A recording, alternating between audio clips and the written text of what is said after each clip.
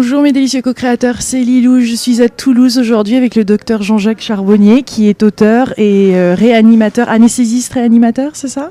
Oui, anesthésiste réanimateur et aussi conférencier, écrivain. Ça commence à prendre pas mal d'ampleur tout ça. Oui. On vous voit souvent à la télé, à la radio, vous avez écrit plein de livres dont celui-ci, votre petit dernier, Les 7 bonnes raisons de croire en l'au-delà.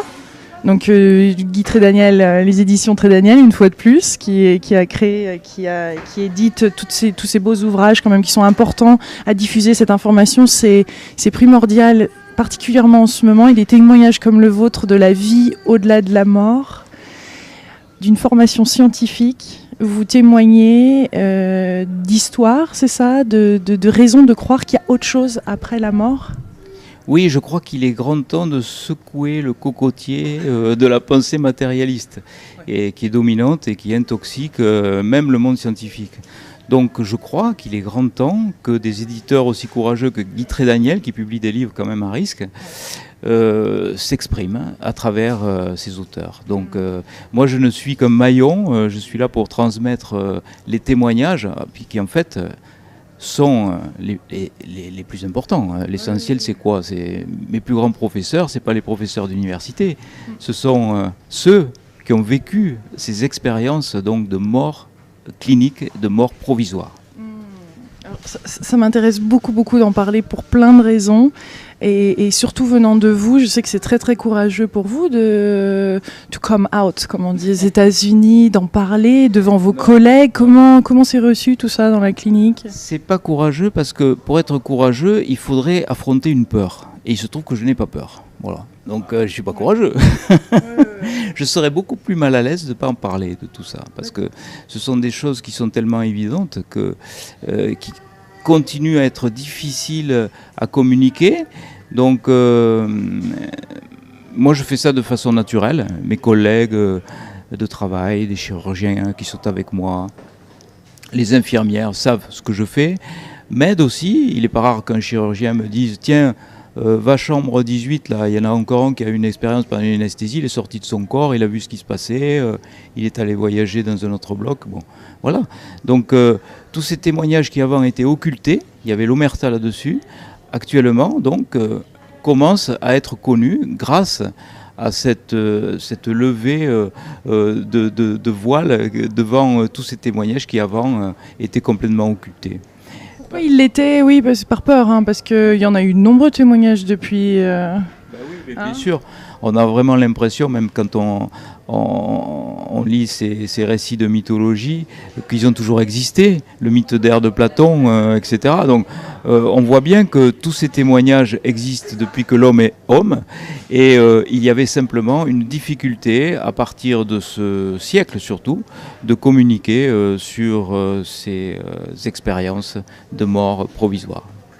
Et alors, comment ça s'est passé pour vous? Quand est-ce que vous en êtes rendu compte de tout ça? Parce que vous avez une formation scientifique à la base quand même rigoureuse, donc il y a une certaine façon de penser qui doit être très logique, très rationnelle. Et là, on parle de l'intangible, du immesurable.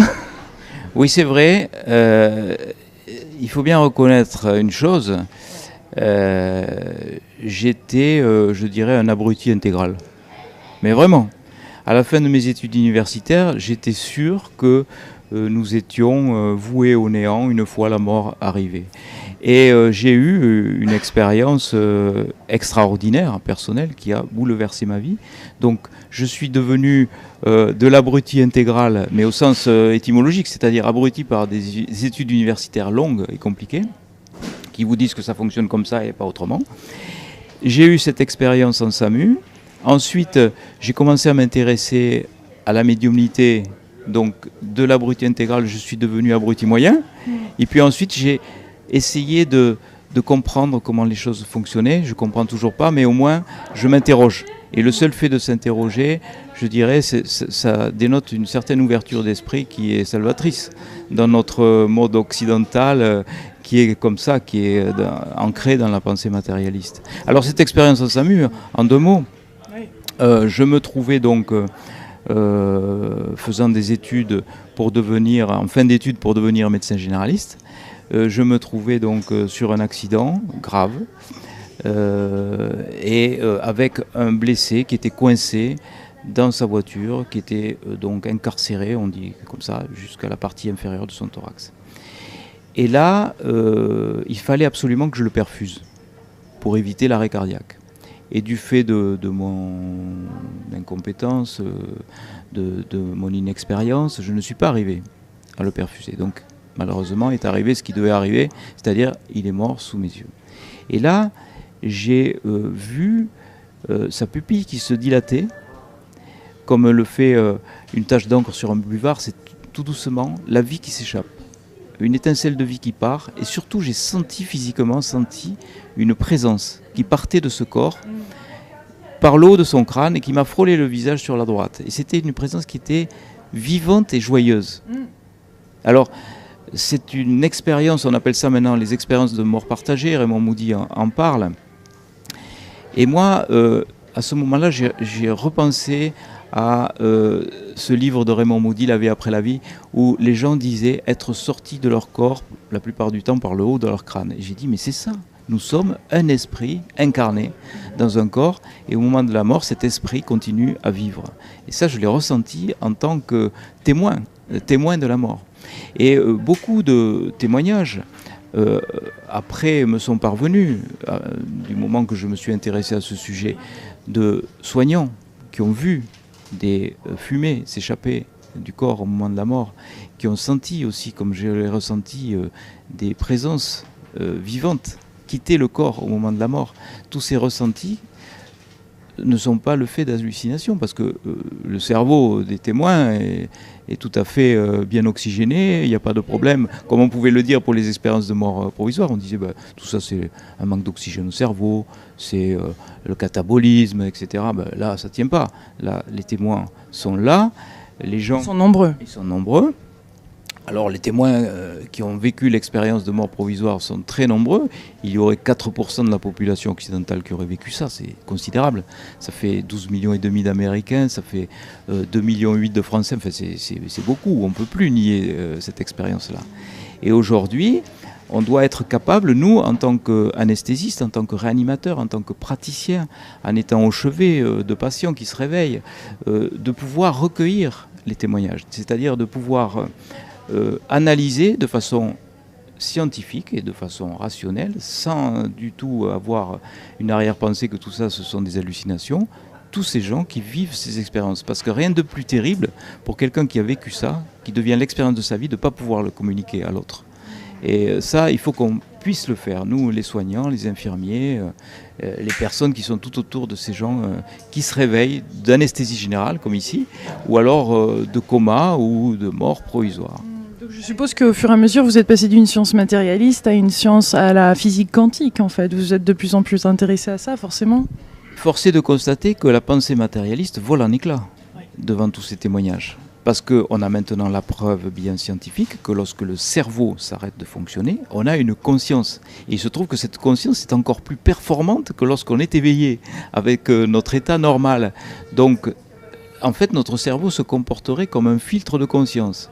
Une fois libéré, on aurait une conscience beaucoup plus performante, on serait capable de voyager dans le temps et dans l'espace, puisque ces personnes sont aussi capables non seulement de décrire ce qui se passe autour de leur corps au moment des réanimations ou au moment de leur coma prolongé, et elles peuvent aussi se déplacer pour voir ce qui se passe dans une autre pièce, voire à des kilomètres de là. Il y a des témoignages de personnes qui ont vu à des kilomètres de l'endroit où leur corps terrestre était ce qui se passait, et puis on a pu vérifier après que ce qui se passait, c'était bien ce qu'elles avaient vu. Donc ça c'est pas parce qu'on n'explique pas qu'on doit dire tout ça n'existe pas, il faut vérifier, c'est pas possible, donc il y a forcément quelque chose qui ne va pas dans le témoignage. Non, pourquoi ? Il faut changer de modélisation de pensée, c'est tout. Oui, et la science a le droit d'évoluer aussi. Moi je pense que la meilleure façon de se comporter pour un scientifique, lorsqu'il est dans l'honnêteté, c'est d'essayer d'intégrer toute une phénoménologie, même si elle est incompréhensible, et de proposer une modélisation. Et cette modélisation reste valable jusqu'à ce que un autre phénomène vient la contredire. Normalement, c'est comme ça que la science devrait avancer. Elle ne devrait pas se bloquer sous principe que le phénomène en question ne rentre pas dans ses dogmes et dans ses principes, que le phénomène n'existe pas. Non, c'est pas comme ça que ça doit se passer. On le voit aussi quand des personnes sont dans le coma, donc pas forcément le corps transitionne, enfin l'esprit transitionne, mais c'est également, vous avez plein de témoignages, je suppose, de personnes qui étaient en coma et qui reviennent et qui partagent des expériences. Quelles sont ces expériences? Est-ce qu'elles sont communes? Est-ce qu'elles ont des points communs? Souvent on entend parler de tunnels, de lumière, d'extase. Alors les témoignages des comateux, c'est différent. Il faut donc différencier les expériences de mort provisoire, où là le cœur s'est véritablement arrêté et on a la preuve maintenant que dans les 15 secondes qui suivent l'arrêt cardiaque, le cerveau s'arrête de fonctionner, il n'y a plus d'activité électrique. Et on peut aussi différencier de ces témoignages-là les gens qui ont vécu des comas. Il faut dire que la plupart du temps, dans les états comateux, il n'y a pas d'expérience. Il y a moins de 5% de gens qui rapportent des expériences. C'est très rare. On ne sait pas pourquoi, mais en tout cas, c'est comme ça que ça se passe. De near-death experience, comme on appelle ça en français, NDE. NDE, Near Death Experience ou expérience de mort imminente. Alors moi je les appelle plus comme ça puisque on a la preuve que les gens sont dans un état de mort clinique. La mort clinique, c'est l'arrêt du fonctionnement cérébral.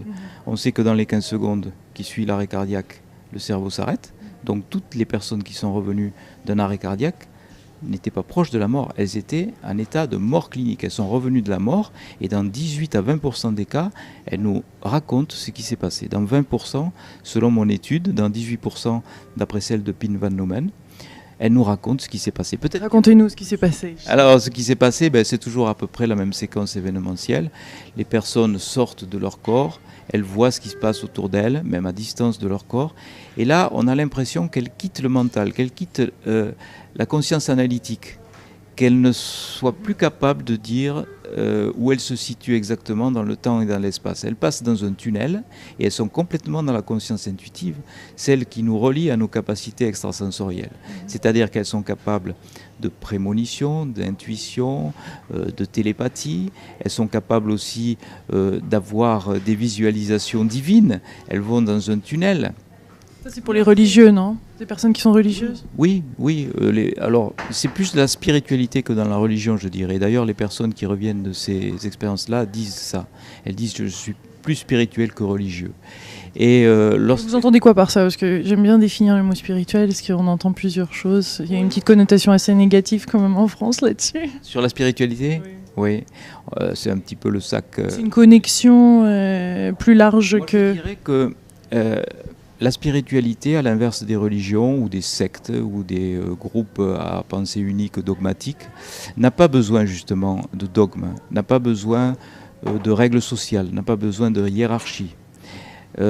Être dans la spiritualité, c'est être connecté à l'univers entier, c'est se sentir intégré dans tout l'univers. C'est-à-dire que vous êtes... relié à toutes les forces cosmiques et telluriques. Vous faites partie d'un tout. Vous êtes dans ce tout et vous êtes le tout vous-même.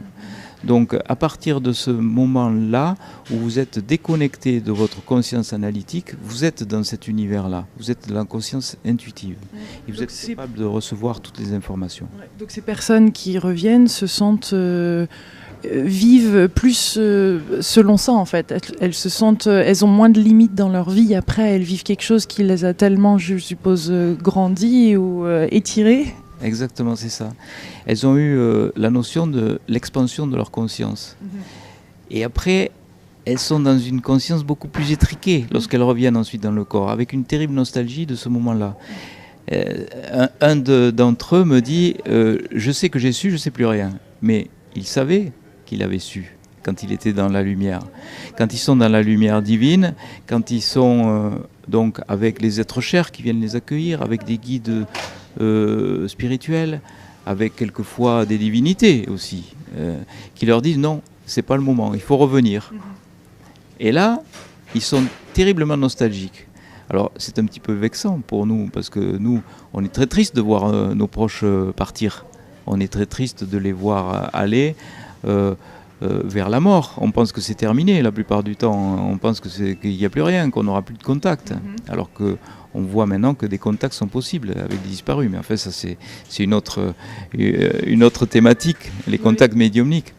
Mais je pense que la médiumnité fait partie intégrante de l'expérience. D'ailleurs, les gens qui vivent cette expérience sont médiums. Ils voient les entités dans la lumière. Ils voient un proche disparu qui vient les accueillir, une mère, un fils, ou quelqu'un qu'ils ne connaissaient même pas. Ça, c'est intéressant. L'expérience de ce jeune qui voit une entité qui vient l'accueillir, qui ne reconnaît pas, qui ne connaît pas, et qui, ensuite, une fois revenu dans son corps, s'aperçoit que cette entité qui s'est présentée, c'est l'ancien petit ami de sa compagne actuelle qui est parti d'un accident de moto. Donc, il l'a reconnu, donc c'était bien la preuve que, de l'autre côté, les entités attendent et sont là pour montrer quelque chose. L'entité, c'est une âme, c'est ce que vous voulez dire ? Oui, c'est une âme, c'est une reconnaissance de la personne qui était vivante à l'échelon terrestre et qui est reconnue de l'autre côté, avec une apparence physique, l'apparence qui était celle de son vivant au moment où elle était sur Terre. Et avec donc une communication la plupart du temps par télépathie. Qu'est-ce que cela montre sur notre cerveau, sur les pensées ? Ça montre que le cerveau n'est finalement pas grand-chose. Et que tous les fantasmes... Ça va vexer certains. Oui, mais pourtant c'est vrai. D'ailleurs, on en utilise très peu. Mais ça montre que le cerveau nous joue des tours. Par exemple, certains chercheurs ont montré qu'en stimulant une zone bien particulière du cerveau qui s'appelle le gyrus angulaire, qui est situé à peu près ici, là, entre le lobe pariétal et frontal droit, et on arrivait à reproduire des impressions de sortie de corps. Mais c'est une vision otoscopique externe, c'est une hallucination. Ça n'a rien à voir avec la sortie de corps réelle. Parce que les gens qui font des sorties de corps réelles, ils sont non seulement capables de voir leur corps, comme dans l'expérience, comme si c'était dessus, dessous ou sur le côté, mais aussi ce qui se passe à distance de leur corps. Et ça, aucune stimulation cérébrale est capable de reproduire ça.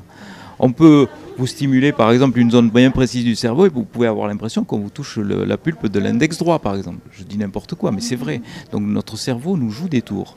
Et tout ne s'explique pas par le cerveau. La conscience, c'est beaucoup plus important que cette explication neuronale d'échange biochimique entre deux neurones. La preuve, c'est que cette femme qui s'appelle Pamela Reynolds, qui a été donc opérée du cerveau pendant plus d'1h30, on a arrêté sa circulation cérébrale, on a refroidi son cerveau à 15,5 degrés, à cette température, aucune possibilité d'avoir le moindre échange biochimique entre deux neurones, et pourtant, elle a décrit toute son intervention. La musique, jusqu'à la musique que les chirurgiens avaient mis. Oui, les instruments qu'ils avaient utilisés, la conversation qui avait eu lieu entre le cardiologue qui était là et l'entourage. Donc tout ça, quand même, montre bien que lorsque le cerveau s'éteint, notre conscience continue. Elle est encore plus performante que lorsqu'il est allumé. Un petit peu comme un poste de télévision, en fait. Nous, on a l'impression, enfin je dis nous, pas moi, mais la majorité de mes collègues scientifiques ont l'impression que le programme est fabriqué par le poste de télévision. Alors que lorsque le programme... lorsque la télé plutôt est éteinte, le programme continue. Mais là c'est pareil. Lorsque le cerveau est éteint ou cassé, la conscience continue. Donc il faut dépasser cette vision matérialiste de la conscience neuronale. Je dirais qu'il y a une conscience extra-neuronale. Il y a un autre très beau témoignage récemment de Anita Moriani qui habite à Hong Kong, justement que j'ai interviewé. Je vous ai envoyé le lien aussi parce que c'est magnifique. C'est une vidéo qui est en train de buzzer à 250 000 vues à travers le monde et qui explique cette femme qui avait un cancer, un cancer, bon, elle n'avait plus que 36 heures à vivre, et puis qui a eu cette expérience et qui est revenue, et en moins de 4 jours, elle n'avait plus aucune de ses tumeurs, et les 21 tumeurs étaient parties et c'est dissoute. Donc il y a même une espèce de... Est-ce que vous avez vu ça, de guérison pratiquement instantanée et automatique aussi qui peut prendre place ? Alors là, c'est dans le cadre d'une expérience de mort provisoire. Donc oui. c'est quelque chose d'assez nouveau. Mais les guérisons inexpliquées, il y en a beaucoup. Un de mes patients avait un cancer au niveau de sa vessie. Première chimiothérapie, toujours pareil. Deuxième chimiothérapie, toujours pareil. Troisième chimiothérapie, toujours pareil. Quatrième chimiothérapie, plus rien. Il avait une métastase au niveau du foie. Il avait un cancer invasif au niveau de la vessie, plus rien. À tel point, le chirurgien, il se demande s'il ne s'est pas trompé de malade. Donc, je vais le voir et je lui demande ce qu'il avait fait, ce qui s'est passé.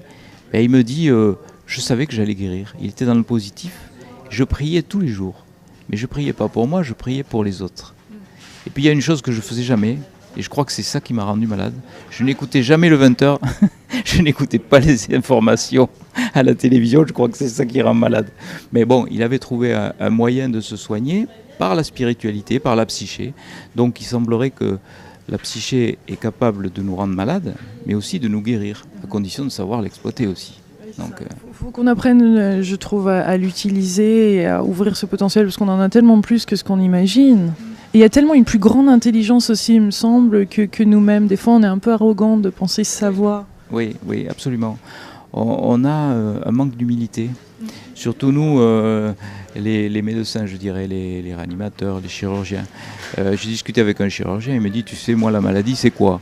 Eh bien, la maladie, c'est un organe qui est malade, et il faut le réparer, et puis voilà, et puis point, c'est tout. Ben, ça ne va pas plus loin. Je pense qu'on doit aller beaucoup plus loin. Un cancer, c'est comme un voyant rouge qui s'allume quelque part pour dire que ça ne va pas. Et nous, qu'est-ce qu'on fait ? On enlève le voyant rouge. On fait la chimiothérapie, la radiothérapie, la chirurgie. Mais on n'a pas réglé le problème, en fait. Et rien d'étonnant qu'après, un autre voyant rouge s'allume. Parce qu'on n'a pas réglé le problème. Et il faut se servir de toutes ces médecines holistiques, dites alternatives, qui devraient travailler avec nous en complémentarité. C'est ça, c'est important, c'est un mot important, parce que des fois on a tendance d'être l'un ou l'autre. C'est pas une substitution, ni dans un sens, ni dans l'autre. Il faut qu'on travaille ensemble, il faut qu'on arrive à travailler ensemble. Il faut arrêter ce truc de chasse gardée, parce que c'est au détriment du patient. Il faut que le patient soit bénéficiaire des deux, de la médecine, de la chirurgie, telle qu'on la conçoit à l'hôpital, et puis aussi d'autres façons de voir les choses, les médecines alternatives.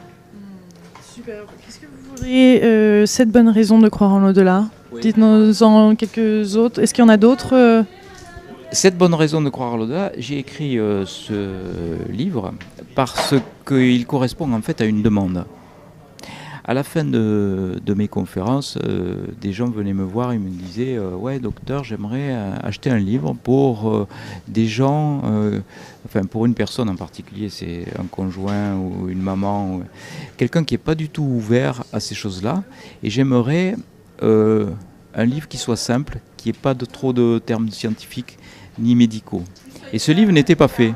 Donc je me suis mis au travail et j'ai écrit ce livre, Les 7 bonnes raisons de croire à l'au-delà, en sous-titre, le livre à offrir aux sceptiques et aux détracteurs, parce que j'avais envie, depuis toutes ces années, de leur répondre une fois pour toutes à leurs sempiternels arguments. Ils sont toujours les mêmes qui reviennent, donc j'avais envie de régler ça. Donc ça se fait de façon originale, avec des questions-réponses par rapport aux sceptiques et aux détracteurs, parce qu'il faut que, une fois que ce livre sera lu, il ne faut pas le mettre dans la bibliothèque. Mon éditeur n'aime pas trop que je dise ça.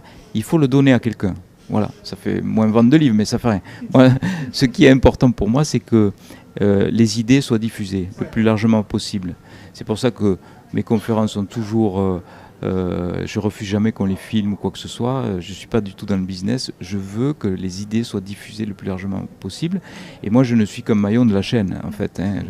Il n'y a pas quelqu'un de plus important qu'un autre. Et ça commence à bouger. J'ai des témoignages de médecins qui m'écrivent en me disant « Je suis médium, mais je suis médecin. » Mais il m'est interdit d'en parler. Donc peut-être qu'on va commencer à parler. Je suis médecin, mais je suis aussi guérisseur. Je soigne avec mes mains. Mais je ne peux pas le dire, parce que sinon le Conseil de l'Ordre va m'interdire l'exercice professionnel. Donc tout ça va changer. Je crois que ça s'accélère. 2012 est vraiment une porte d'entrée vers un autre monde, je crois. On dit que le monde va changer, mais moi je pense que c'est percevable. Le monde va changer, est en train de changer. On se dirige vers des des objectifs beaucoup plus humains, basés sur le partage, basés sur les choses caritatives. Donc je trouve que l'humain a fait des progrès en quelques années, c'est assez flagrant, quoi. Tout s'oriente dans ce sens-là. Et ça, c'était... Ouais, c'est un très beau message pour finir cette interview. Merci beaucoup Jean-Jacques Charbonnier, merci de passer ce moment. Et puis c'est génial, on est dans la salle de réveil, on est là, voilà. Ça se passe ici. Hein. On est ici et maintenant, mais demain on sera ailleurs et puis on sera dans un autre ici et maintenant. Génial, plein de bisous mes délicieux co-créateurs de Toulouse. Au revoir.